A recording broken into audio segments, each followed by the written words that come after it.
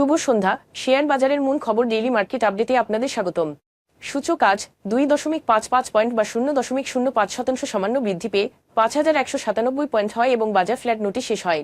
বাজারে লেনদেনের পরিমাণ ছিল 318 কোটি টাকা, যা আগের দিনের তুলনায় 6.01% কম।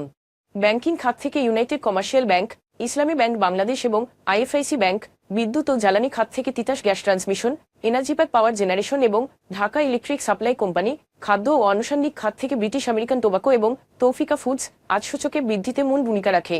অন্যদিকে টেক্সটাইল খাত থেকে সোনারগাঁও টেক্সটাইল, HR টেক্সটাইল এবং প্যারামাউন্ট টেক্সটাইল, ট্যানারি খাত থেকে বাটাসো কোম্পানি, NBFI খাত থেকে IDFC finance and investment corporation of Bangladesh আজ সূচকের হ্রাসে মূল ভূমিকা রাখে। ফলে বাজার ফ্ল্যাট নোটে শেষ হয়। খাতভিত্তিক লাভ লোকসানের হিসেব অনুযায়ী বিদ্যুৎ ও জ্বালানি খাতে আজ সর্বোচ্চ 0.35% এবং ব্যাংকিং খাত থেকে দ্বিতীয় সর্বোচ্চ 0.33% মূল্য বৃদ্ধি পায়।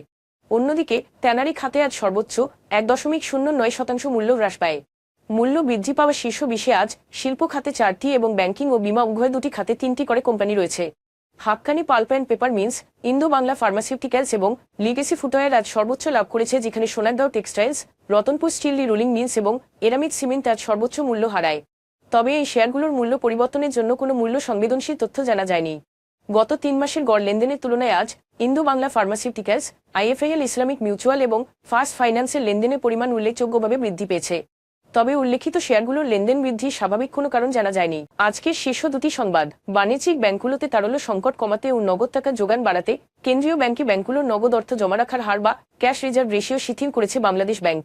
আগে মোট আমানতের মধ্যে প্রতিদিনের ভিত্তিতে 3.5% অর্থ জমা রাখতে হতো কেন্দ্রীয় ব্যাংকে।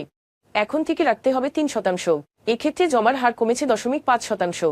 এ কারণে বাজারে প্রায় 9,000 কোটি টাকার অতিরিক্ত নগদ অর্থের যোগান বাড়বে, যা দিয়ে ব্যাংকগুলো গ্রাহকদের বাড়তি চাহিদা মেটাতে পারবে।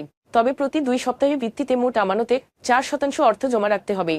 দেশের রপ্তানি আয় চলতি অর্থবছরের প্রথম 8 মাসে প্রায় 11% বৃদ্ধি পেয়েছে, যা 32.94 বিলিয়ন মার্কিন ডলারে পৌঁছেছে, পূর্বের 29.80 বিলিয়ন মার্কিন ডলারের চাইতে বেশি। এতে মূল অবদান রেখেছে তৈরি পোশাক খাত। তবে বেসরকারি বিনিয়োগের স্থবিরতা, উচ্চ মুদ্রাস্ফীতি, নিরাপত্তাজনিত সংকট এবং আসন্ন সাধারণ নির্বাচনকে ঘিরে সামষ্টিক অর্থনৈতিক উদ্বেগের মতো চ্যালেঞ্জগুলির কারণে খাতটির টেকসই উন্নয়নের বিষয়টি অনিশ্চিত রয়ে গেছে। আজ এ পর্যন্তই। আগামীকাল আবার আসবো শেয়ার বাজারের নানা আপডেট নিয়ে। ধন্যবাদ।